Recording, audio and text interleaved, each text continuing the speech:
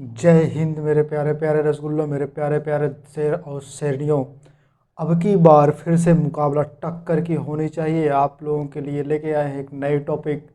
ठीक है, तो आप लोग एक ऊर्जावान के साथ बैठिएगा एकदम भरपूर मात्रा में। ठीक है मेरे प्यारे प्यारे रसगुल्लों, एकदम ऊर्जा के साथ बैठिएगा। चाहे रसगुल्ला खा के बैठिएगा, चाहे जैसे बैठिएगा, एकदम मस्त होके, एकदम मूड फ्रेश होकर के बैठिएगा। नहीं, अगर इस वीडियो में पूरी तरह से मज़ा आएगा तो मेरे रसगुल्लों शेयर करते चलिएगा, शेयर लाइक और सब्सक्राइब करते चलिएगा। बाकी मेरे प्यारे प्यारे रसगुल्लों, आइए हम इस टॉपिक को एकदम इंजॉय के साथ पढ़ते हैं। आप लोगों का ये जो टॉपिक है, इसकी अगर हम बात करें, ठीक है, इस टॉपिक के पहले हम आप लोगों को एक मोटिवेट कर दे रहे हैं। ठीक है, ताकि आप लोग मोटिवेट के साथ साथ ऊर्जावान भी बने रहें और पूरी वीडियो जो है एकदम बेहतरीन ढंग से आप इस वीडियो का एंजॉय कर सकें। कहते हैं जीतने का मज़ा तब आता है जब कोई आपका हारने का इंतज़ार करता हो। जीतने का मज़ा तब भी आता है जब कोई आपका हारने का इंतज़ार करता हो। मेरे प्यारे प्यारे रसगुल्लों, अब की बार मुकाबला टक्कर की होनी चाहिए। बोर्ड के पेपर में छाप के आना मेरे प्यारे प्यारे नल्लों। आइए हम देखते हैं, आपका टॉपिक है रिप्रोडक्टिव सिस्टम। क्या है मेरे प्यारे प्यारे रसगुल्लों? रिप्रोडक्टिव सिस्टम है। अगर हम बात करें सिस्टम, तो आप लोग जानते ही होंगे, सिस्टम मतलब होता है समूह। सिस्टम मतलब क्या होता है भैया? समूह होता है। और रिप्रोडक्टिव मतलब होता है प्रजनन, यानी कि प्रजनन तंत्र। किसकी बात करें भैया? प्रजनन तंत्र। तो प्रजनन तंत्र में क्या क्या चीज़ होता है? प्रजनन को जनन ही बोला जाता है। ठीक है मेरे प्यारे प्यारे रसगुल्लों, मेरे प्यारे प्यारे नल्लों, प्रजनन जो होता है अगर हम उसकी बात करें तो प्रजनन कहने का मतलब ये है कि अपने समान जो संतानों को उत्पन्न करना, यानी कि जन्म से लेकर के जो है प्रसव की अवस्था तक जो होती है वो लगभग एक प्रकार की प्रजनन ही कहलाती है, मतलब बच्चे को जन्म देना ही। ठीक है, तो इसमें जो होता है मतलब प्रजनन कितने प्रकार के होते हैं, सॉरी जनन कितने प्रकार और रिप्रोडक्टिव कितने प्रकार के होते हैं, ये भी देखना है। और इसके आगे हम लोगों को भी बहुत चीज़ें सीखना है। ठीक है, तो बाकी ऊर्जावान के साथ एकदम तंदुरुस्ती के साथ बैठ रहिएगा मेरे प्यारे प्यारे रसगुल्लों। तो आइए हम अपने टॉपिक के साथ चलते हैं। पहला है, अगर हम बात करें आपके टॉपिक में जनन, किसकी बात करें रसगुल्लो? जनन की बात करें तो जनन क्या होता है? रिप्रोडक्शन क्या होता है? रिप्रोडक्शन जो होता है, अगर हम बात करें अपने समान संतान को उत्पन्न करना। क्या करना मेरे प्यारे प्यारे नल्लो? अपने समान संतान को उत्पन्न करना क्या कहलाता है? रिप्रोडक्शन कहलाता है। क्या कहलाता है? रिप्रोडक्शन कहलाता है। यहाँ मेरे प्यारे प्यारे रसगुल्लों बात को समझिएगा, रिप्रोडक्शन किसे कहते हैं? अपने समान संतान को उत्पन्न करना रिप्रोडक्शन कहलाता है। इतना समझ में आ गया होगा मेरे प्यारे प्यारे रसगुल्लों। अगर हम बात करें रिप्रोडक्शन कितने प्रकार की होती हैं, किसकी बात करें रसगुल्लों? रिप्रोडक्शन कितने प्रकार की होती है? तो रिप्रोडक्शन जो होता है मेरे प्यारे प्यारे रसगुल्लों, वो दो प्रकार का होता है। कितने प्रकार का होता है? दो प्रकार का होता है। कितने प्रकार का? दो प्रकार का। अब की बार सीधा बोर्ड पेपर में छाप के आना मेरे रसगुल्लों, बात समझिएगा। यहाँ जो रिप्रोडक्शन होता है दो प्रकार का होता है। पहला होता है सेक्सुअल, दूसरा हो सॉरी ये दूसरा सेक्सुअल, पहला होता है एसेक्सुअल। क्या होता है? एसेक्सुअल और सेक्सुअल। एसेक्सुअल को बोलते हैं अलैंगिक जनन। क्या बोलते हैं रसगुल्लों? अलैंगिक जनन। एक्सेक्सुअल रिप्रोडक्शन को बोलते हैं अलैंगिक जनन और सेक्सुअल को बोलते हैं लैंगिक जनन। क्या बोलते हैं रसगुल्लों? लैंगिक जनन बोलते हैं। क्या बोलते हैं? लैंगिक जनन और अलैंगिक जनन। अगर हम बात करें मेरे प्यारे प्यारे रसगुल्लों, तो लैंगिक जनन में जो होता है उसमें जो है मेल और फीमेल की आवश्यकता होती है। किसकी आवश्यकता होती है? पुरुष और महिला की आवश्यकता होती है, नर और मादा की आवश्यकता होती है मेरे प्यारे प्यारे टुन्ना मुन्ना। इस बात को एकदम दिमाग और दिलों और दिमाग में उतार लीजिएगा। जिगर गुर्दा फेफड़ा चाहे जिसमें सब कुछ उतार लीजिएगा, एकदम मस्त से सुनिएगा। अगर हम बात करें अलैंगिक जनन में, बात करते हैं अलैंगिक जनन यानी कि एसेक्सुअल के बारे में, तो एक्सेक्सुअल जो होता है अगर हम उसकी बात करें तो एसेक्सुअल में जो होता है मेल और फीमेल की आवश्यकता नहीं होती मेरे प्यारे प्यारे टुन्ना मुन्ना, मेरे प्यारे प्यारे रसगुल्लों। किसमें मेल और फीमेल की आवश्यकता नहीं होती है? एसेक्सुअल में, एसेक्सुअल रिप्रोडक्शन में मेल और फीमेल की आवश्यकता नहीं होती है। बात हम करते हैं यहाँ, जैसे हम आप लोगों को एक एग्जाम्पल देकर के बताते हैं। एक जो है डेनमार्क में एक सांड है, क्या है मेरे प्यारे प्यारे रसगुल्लो, डेनमार्क में एक सांड है, ठीक है। तो जो सांड है उसका नाम है होल्स्टीन नाम है, क्या नाम है, होल्स्टीन नाम है, उस सांड का नाम है होल्स्टीन, जो कहाँ है, डेनमार्क में है। अब बात यहाँ ध्यान से समझिएगा, आप लोगों से एक चीज़ पूछा जाता है कि क्या पौधों में कौन सा जनन होता है, पौधों में कौन सा जनन होता है, एसेक्सुअल होता है कि सेक्सुअल होता है।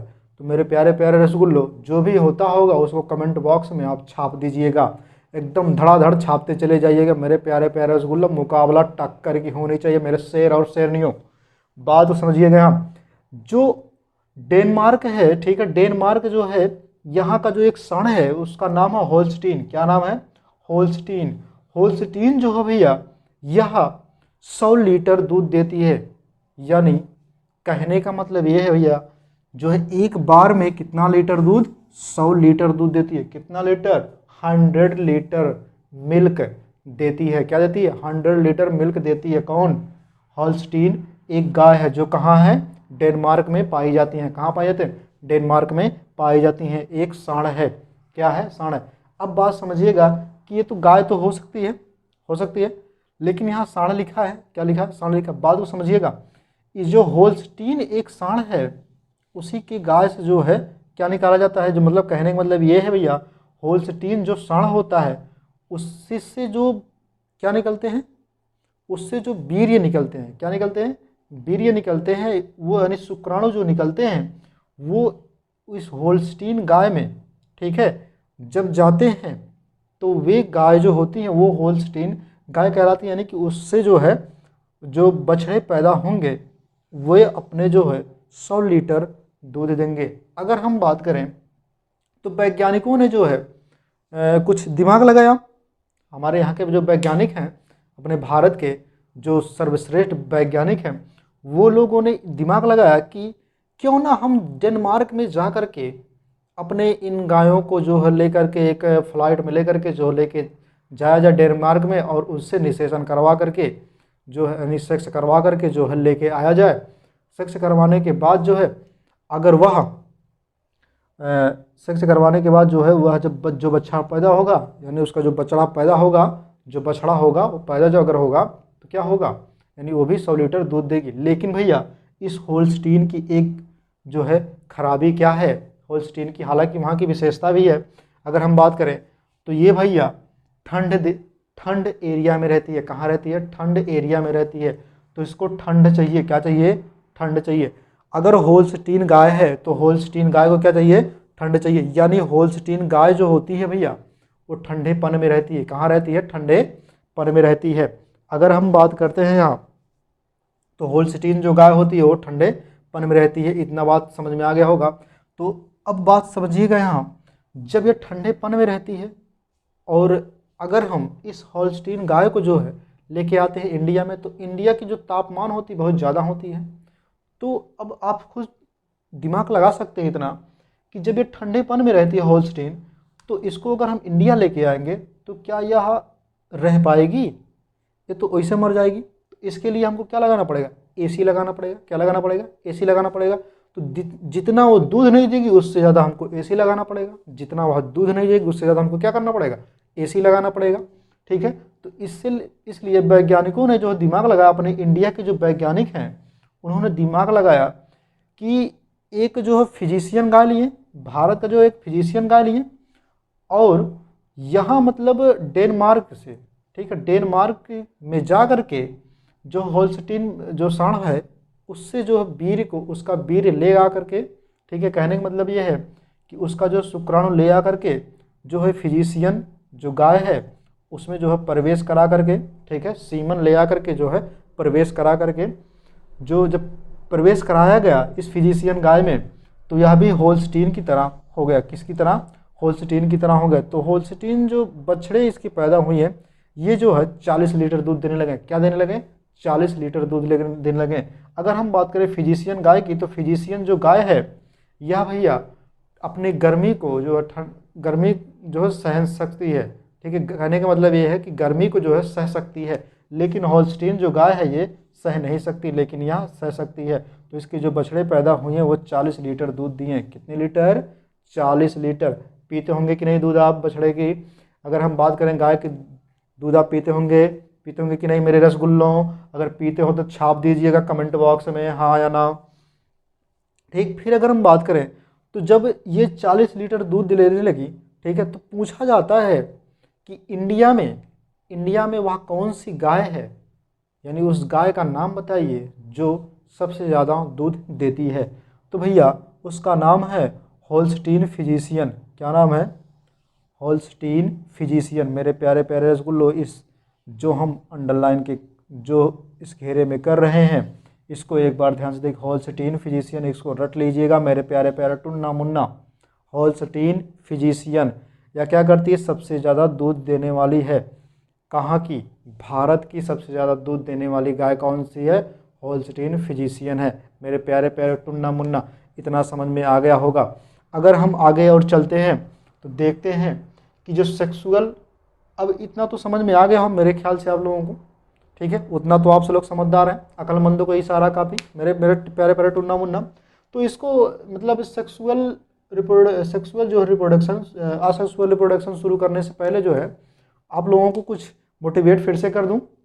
शायद आप लोग थकान थोड़ा महसूस कर रहे होंगे, ठीक है, तो ऊर्जावान के लिए कर दूं। कहते हैं मंजिल उन्हीं को मिलती है। क्या कहते हैं? मंजिल उन्हीं को मिलती है जिनके सपनों में जान होता है।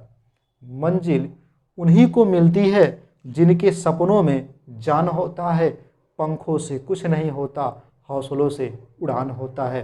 पंखों से कुछ नहीं होता, हौसलों से उड़ान होता है। मेरे प्यारे प्यारे टुन्ना मुन्ना, आइए हम देखते हैं एसेक्सुअल पे। किस पे चलते हैं? एसेक्सुअल पे। तो एसेक्सुअल जो होता है भैया यह 3 प्रकार से होता है। कैसे होता है?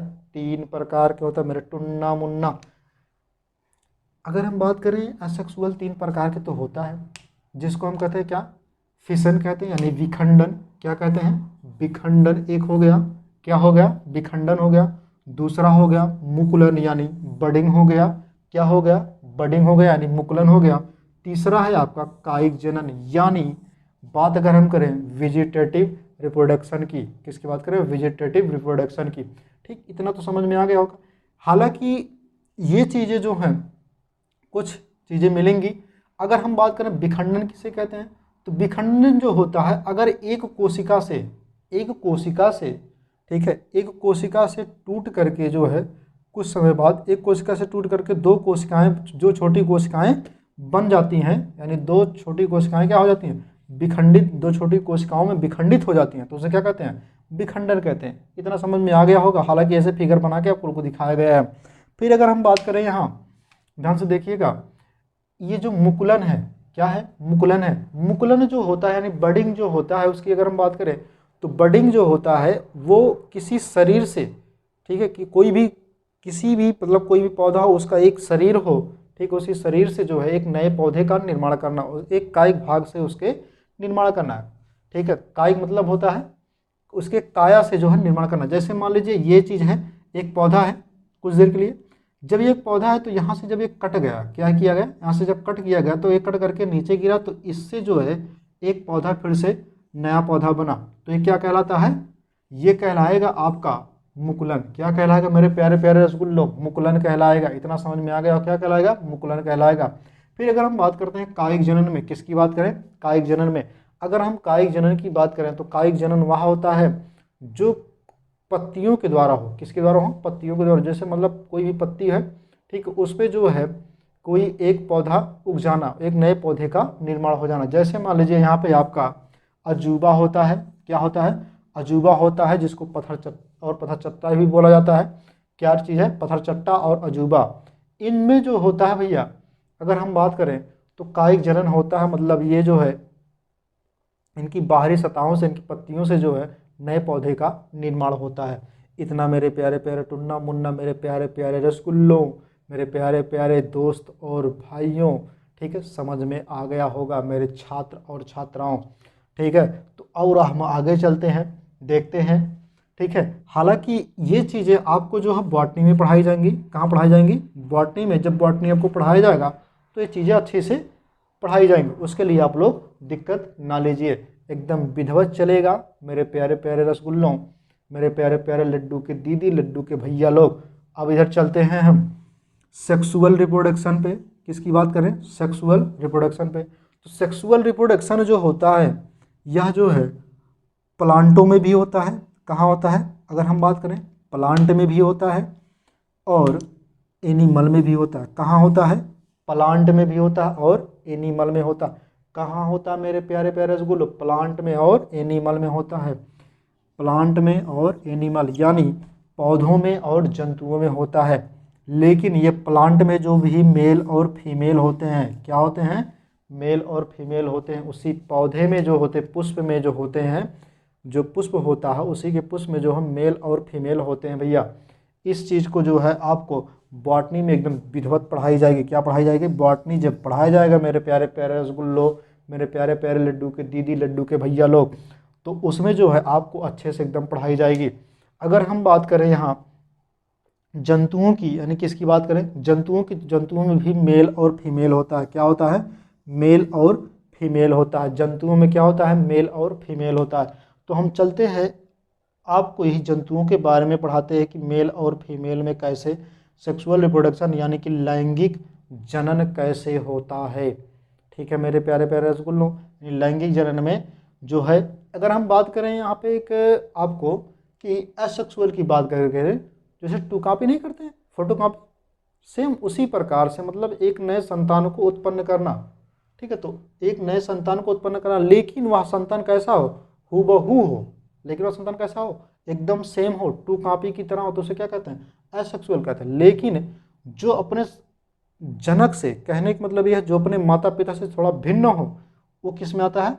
सेक्सुअल रिप्रोडक्शन में आता है। इतना तो समझ में आ गया हमारे प्यारे प्यारे रसगुल्लों। अब फिर हम आगे चलते हैं। यहाँ हम पढ़ते हैं जंतुओं में, यानी कि एनिमल में जो है क्या पढ़ते हैं? रिप्रोडक्शन पढ़ते हैं, यानी सेक्सुअल रिप्रोडक्शन पढ़ते हैं। ठीक है, तो बाकी आप लोग मेरे दोस्तों अगले टॉपिक पे हम चलते हैं। ठीक है,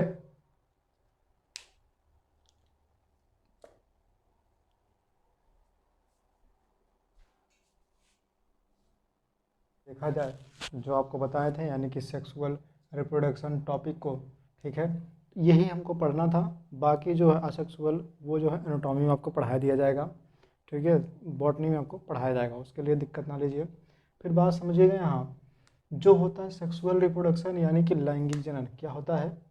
लैंगिक जनन जो होता है वो किस में होता है? लैंगिक जनन जो होता है वो एनिमल में होता है, यानी किसमें?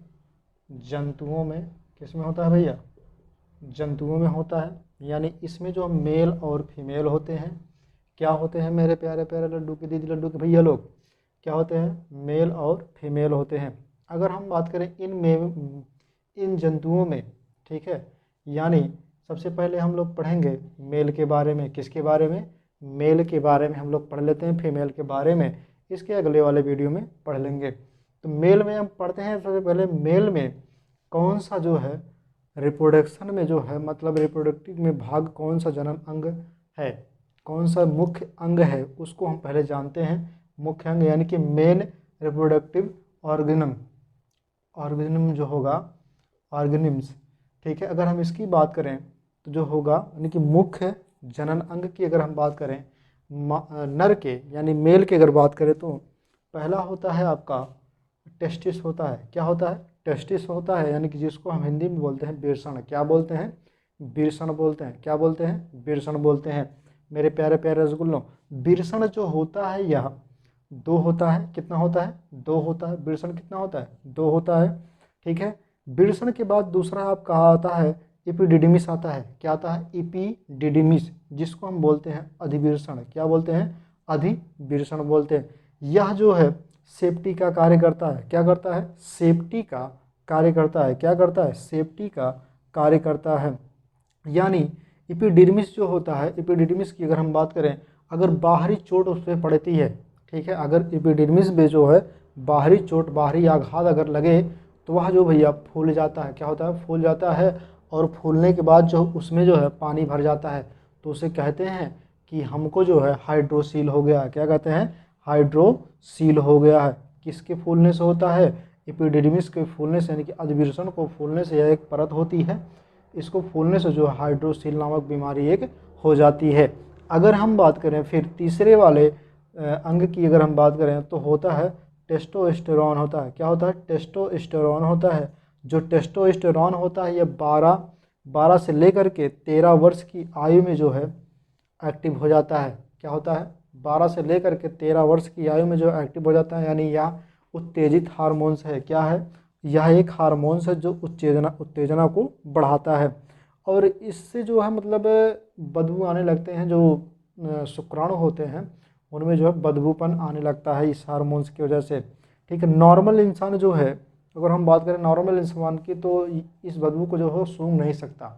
ठीक है, जो क्या नाम है, शुक्रवाहिनियाँ होती है उसमें जो है बदबू आने लगती हैं। ठीक है, तो उसमें जो है एक नॉर्मल इंसान जो है उसको सूंघ नहीं सकता। जैसे मान लीजिए आप लोग ये भी देखे होंगे कि यदि कहीं पे कोई बाइक खड़ी है, ठीक है, कहीं पे उसको मतलब खड़ा किया गया, उसके बाद कोई कुत्ता आ करके उस पर जो है पेशाब कर दिया। पेशाब करने के बाद जो है वह जो बाइक जो होती है, आप अगर कहीं पर लेके जाएंगे तो देखते होंगे कि कई कुत्ते वो आपकी तरफ जो है आकर्षित हो जाते हैं, यानी कि जो आपकी तरफ जो है वो दौड़े चले जाते हैं, यानी कि आपको काटने के लिए दौड़ते हैं। लेकिन वो आपको नहीं, जो उस सुगंध को सूंघ लेते हैं, क्या करते हैं, कुत्ते जो होते हैं उस सुगंध को सूंघ करके आपके पास ही जाते हैं।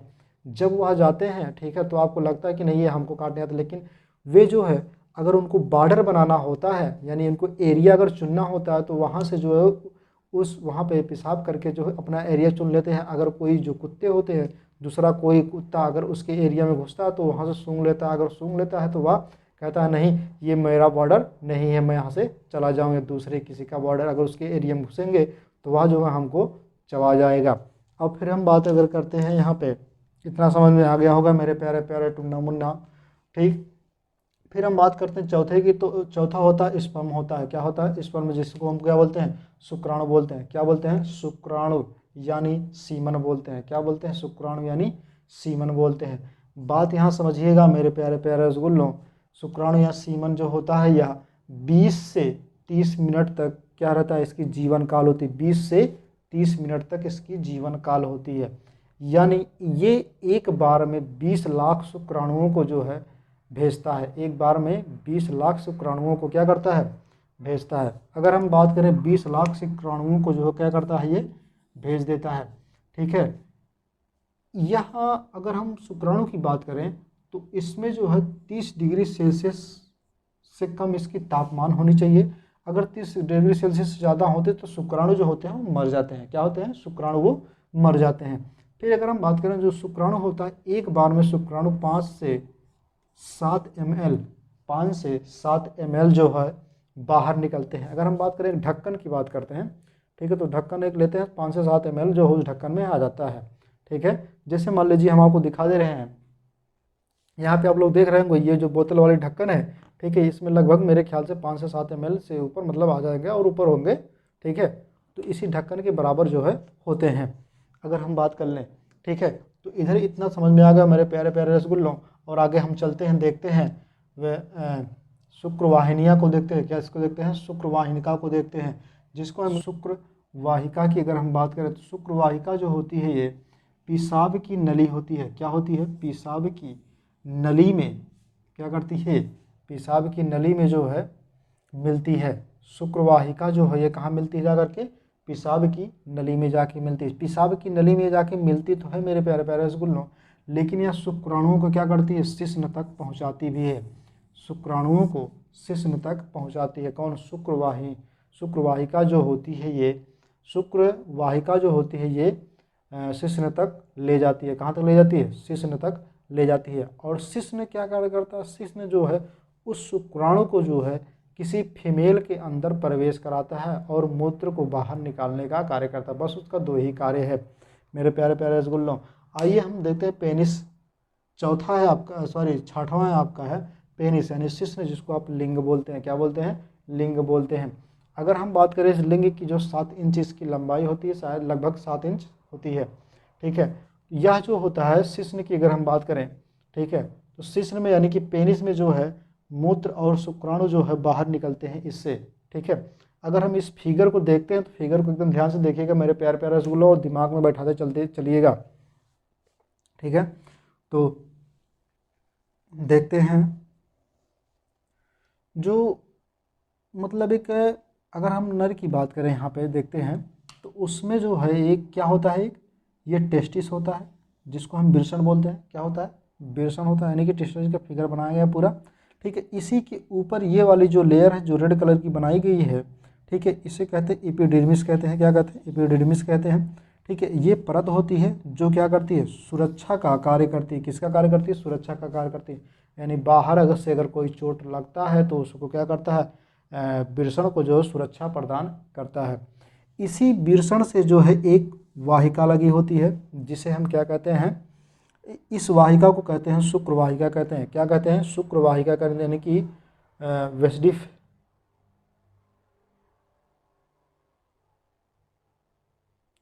वेस डिफरेंस कहते हैं। क्या कहते हैं? वेस डिफरेंस कहते हैं। क्या कहते हैं?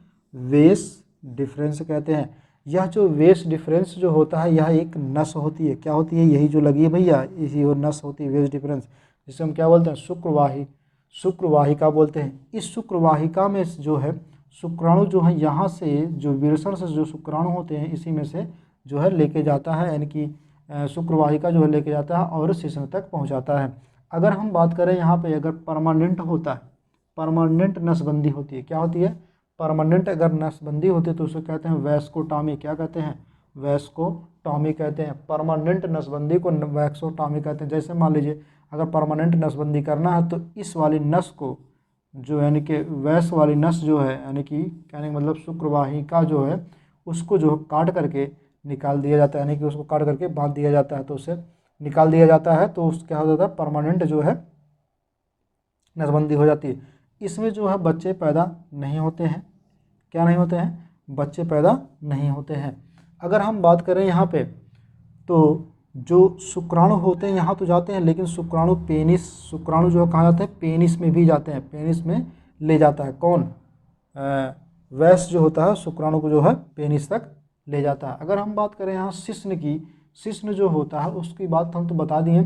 फिर उसके बाद यहाँ मूत्र मार्ग जो होता है, मूत्र मार्ग से क्या होता है, ये वैस जो है मूत्र मार्ग से जुड़ा होता है।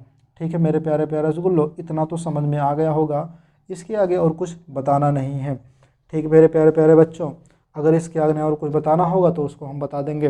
फिर अगर हाँ इस बात को समझ लीजिएगा कि अगर नसबंदी होता है, क्या होता है, नसबंदी होता है तो उसमें इस नस को काट कर बांध दिया जाता है।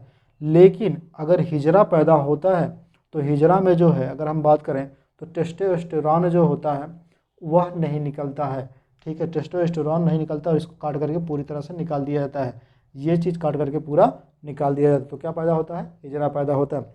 एक चीज़ ध्यान रखिएगा मेरे प्यारे प्यारे रसगुल्लो कि सेकेंडरी सेक्सुअल क्या होता है, सेकेंडरी सेक्सुअल जो होता है, अगर हम बात करें सेकेंडरी सेक्सुअल कैरेक्टर जो होता है, ठीक है, सेकेंडरी सेक्सुअल कैरेक्टर जो होता है अगर उसकी हम बात करें तो वह जो होता है वह जो होता है जैसे मान लीजिए आपको दाढ़ी आ गया, ठीक है, उस स्थिति में आपको दाढ़ी आएगा, यानी कि 12 से 13 के वर्ष में आने लगता है दाढ़ी आएगा आपको।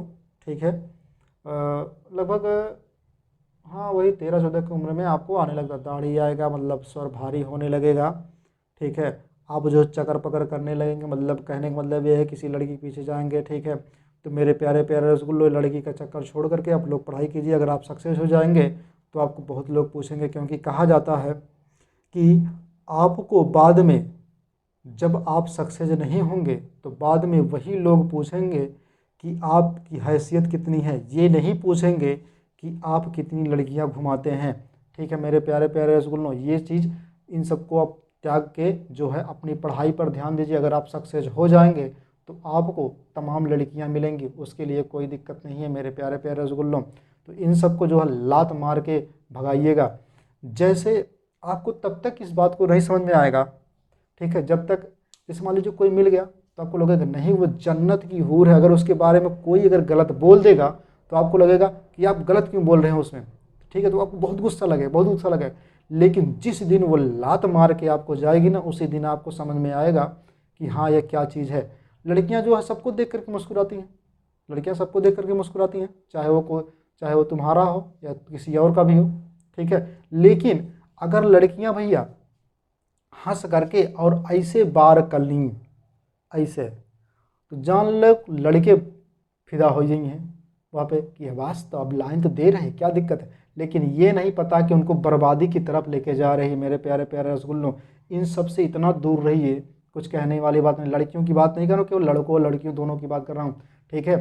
तो अपने आप को दूरियां बना के रखिए। अगर आप लोग सक्सेस हो जाएंगे तो सब कुछ आएगा, ठीक है, सब कुछ आएगा, उसके लिए कोई दिक्कत नहीं है। आप पहले ऊंचाइयों पे तो जाइए, लेकिन आप इतना ऊंचाई पर ना चले जाइएगा कि जहाँ से अपने ही ना दिखाई दें, ठीक है मेरे प्यारे प्यारे रसगुल्लों। बाकी और आगे चलते हैं, देखते हैं हम यहाँ पे शुक्राणु जो होता है, अगर हम उसकी बात करें, ठीक है, इसको मैं रफ कह दूँ एक बार।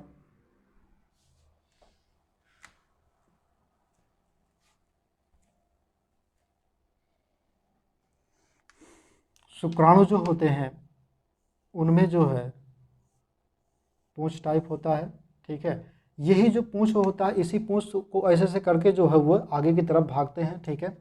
ये जिसमें पूंछ होता है ये जो है क्या करता है, बच्चे पैदा करने में सक्षम होता है। और जिसमें पूंछ नहीं होता उसकी अगर हम बात करें, ठीक है, जिसमें हल्का सा पूंछ होता है तो बच्चा पैदा करने में सक्षम नहीं होता है। इतनी बात अपनी दिल और दिमाग में बैठा लीजिएगा मेरे प्यारे प्यारे रसगुल्लों। बात हम करते हैं, जैसे हम एक एग्जाम्पल देते हैं इस तौर